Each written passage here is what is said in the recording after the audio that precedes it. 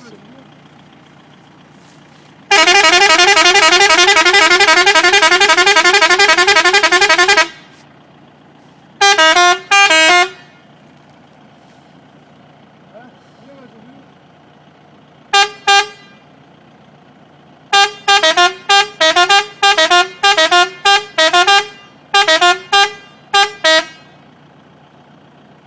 Bilmem. Ne yaptı ki? Karıştırdı mı? Basılı tut. O zaman şey yapacağız. Ağırlaştıralım biraz bunu.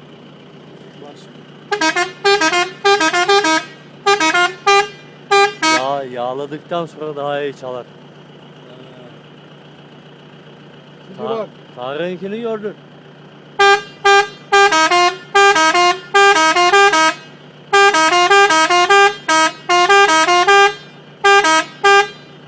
Dönmüyor. Çok kısa mı yapmışım kaseti? Onu da biraz uzatırız. Dur bakayım.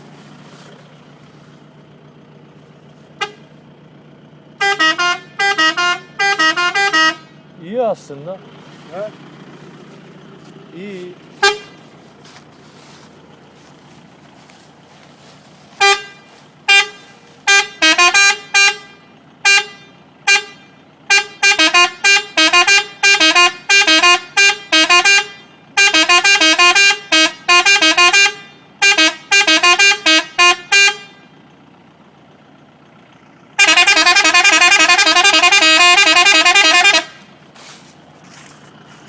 Resetleme hızlı resetliyor abi.